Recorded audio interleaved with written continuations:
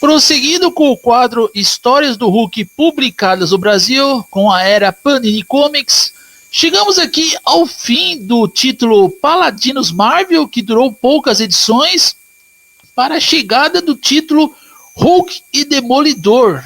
Enfim, e aqui já começa outra crítica minha para com a Panini Comics, né? Porque o Paladinos Marvel era um título que abrangia um mix de histórias totalmente adultas. Tínhamos o Hulk ali, né? Obviamente, né? O Hulk do Paul Jenkins, o Ron Garner, Sal Buscema, Joe Romita Jr., Kylie Hotz, enfim. E tínhamos também Elektra, Justiceiro, Fury. E aqui a gente parte para o Hulk dividido em espaço com o Demolidor do Brian Michael Bendis. Que o Demolidor, na versão do Brian Michael Bendis, eu não gostei nada. Eu lembro que eu tentei ler uma minissérie do Demolidor para resenhar no meu blog hqsgeral.blogspot.com. Eu achei um porre, eu não gostei.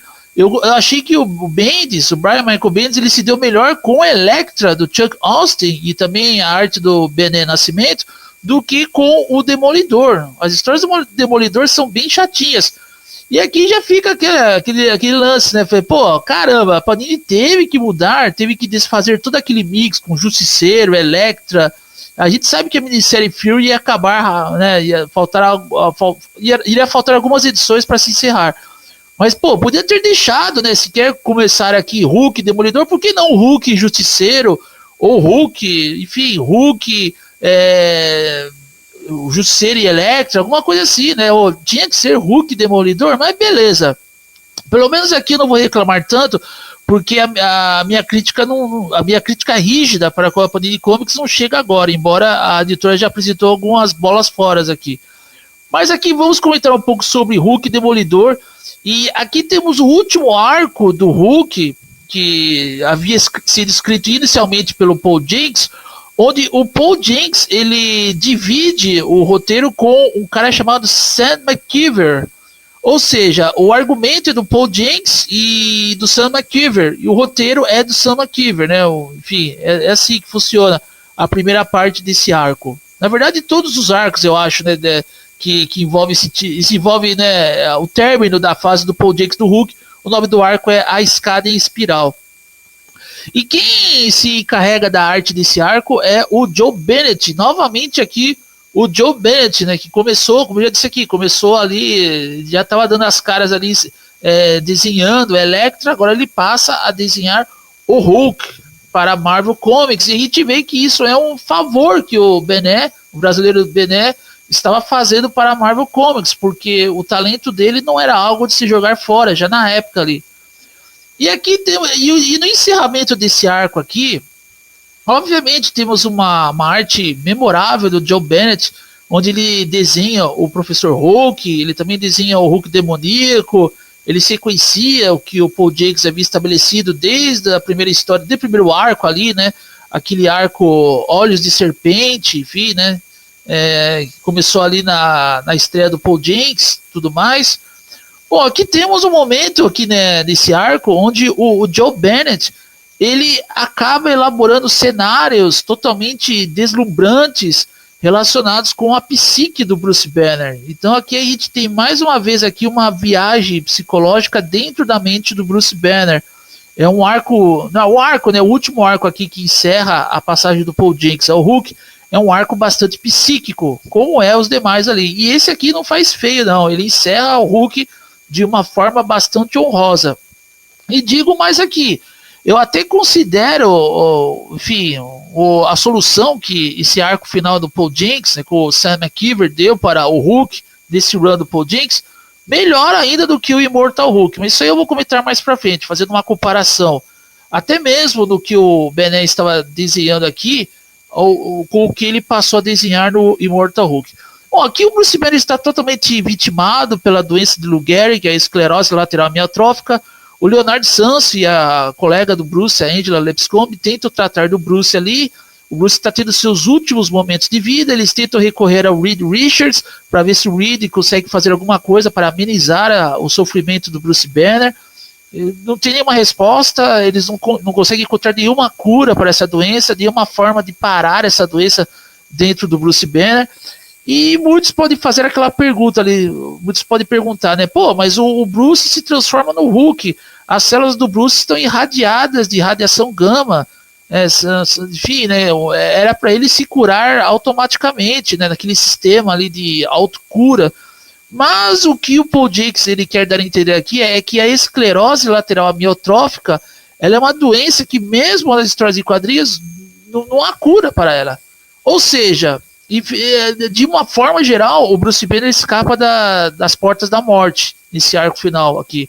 Mas no geral, o que o Paul Jacques quis mostrar é que não há cura e que nem mesmo as células irradiadas do Bruce Banner, as células gama irradiadas do Bruce, do Hulk, foram suficientes para combater o avanço dessa doença do Bruce Banner, que vitimou o Bruce Banner, não vitimou o Hulk. Até porque o Bruce estava se mantendo na forma das 3 pessoas dominantes, o Hulk cinza tiratema, o Hulk verde selvagem e o Professor Hulk, para que a doença não acabasse totalmente com a forma humana do Bruce Banner, para que ele pudesse se manifestar depois, né? Não, pudesse se manifestar em outras formas de Hulk.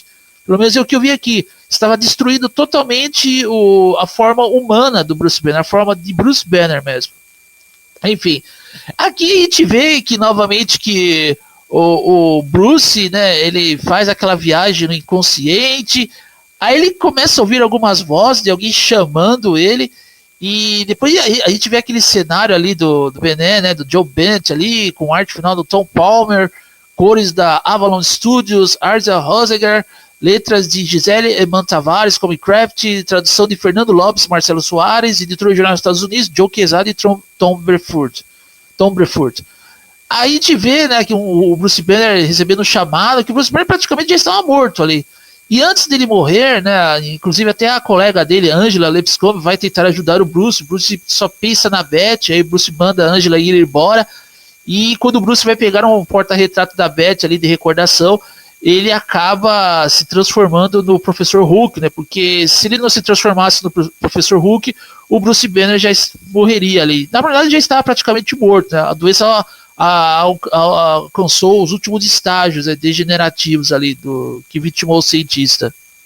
Bom, aí quando a gente vê, né, a gente tenta entender o que está acontecendo, o Bruce estava recebendo um chamado ali dentro desse plano psíquico da mente dele.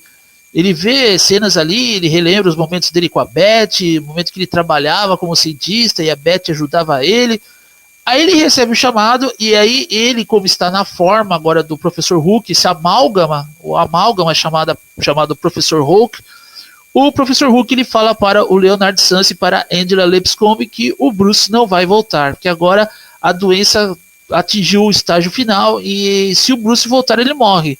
Agora é a vez do Hulk, o Professor Hulk, né, que é a persona onde o Bruce Banner achou mais adequada se manifestar, né, em forma de Hulk, porque o Professor Hulk é o próprio Bruce Banner, apesar de ser uma versão distinta dele. É o professor que se manifesta aqui. Na verdade é um acordo, né, um acordo entre as 3 pessoas dominantes. Cada um fez o acordo e se manifestaria conforme o ponto em que a história chegaria, tá? Conforme o momento que o Bruce Banner se encontraria, na verdade, né? E aqui, quando o Professor Hulk se manifesta, ele recebe um chamado, né? O chamado que o Bruce havia escutado ali, né? Uma voz ali, voz do além. E depois tivemos ali também, dentro da mente do Bruce, o Hulk demoníaco ali, né? Com aquela forma de serpente, também desenhada pelo Joe Bennett. O Hulk demoníaco ali que estava tentando se libertar e ele falou o que ele faria com a Beth, o que ele faria com as pessoas que o Bruce Banner ama, que ele iria destruir tudo, ele iria se apossar da estrutura corporal do Hulk verde selvagem, iria causar o caos no mundo todo. E ali no inconsciente, o Hulk cinza tiratema e o Hulk verde selvagem tentam impedir que esse demônio ele assuma o controle. É assim que funciona, né? Enfim. E o Bruce Banner tenta extrair algumas respostas do demônio ali, mas ele não consegue nada. Aí a gente vê que o Hulk, né, alguém estava tentando fazer um elo mental com o Hulk, que era uma voz que tanto o Bruce como o Hulk, eles estavam ouvindo, uma voz bem distante do além. Aí quando a gente vê ali o Hulk entrando numa caverna, a gente vê que tem uma espécie de cactus com um aparelho em cima dele assim, né? Enfim, aí a gente vê que esse cactus, na verdade, era o líder, Samuel Stearns, ali em seus últimos momentos de vida, decorrente do que aconteceu com ele numa edição lá dos Estados Unidos publicada, que é Incredible Hulk 400, que teve ali ainda era escrita pelo Peter David. Ali o líder ficou numa situação bastante, enfim, né, bastante prejudicial para ele, estava praticamente decomposto, e ele foi se fortalecendo de ervas e animais ali e acabou tentando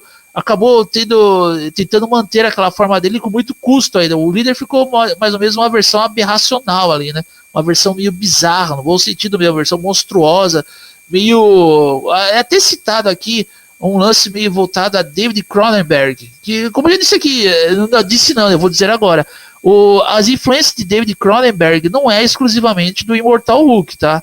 Aqui veio primeiramente pelo Paul Jenkins, embora o Joe Bendis estava ali fazendo um favor, pode ser que o Joe Bendis sugeriu ali algo que o Paul Jenkins ele usasse nos roteiros dele, mas pelo menos é uma dedução da minha parte. Aqui não era algo totalmente exclusivo do Imortal Hulk, sim, já na era Paul Jenkins, que é a menção ao trabalho do grande cineasta David Cronenberg. Aí quando o Hulk ele vê que o líder está retornando, ele tenta, né, o professor Hulk ele tenta entender o que o líder quer na verdade, e nós chegamos aqui a Hulk e Demolidor número 2, que é a escada em espiral parte 2.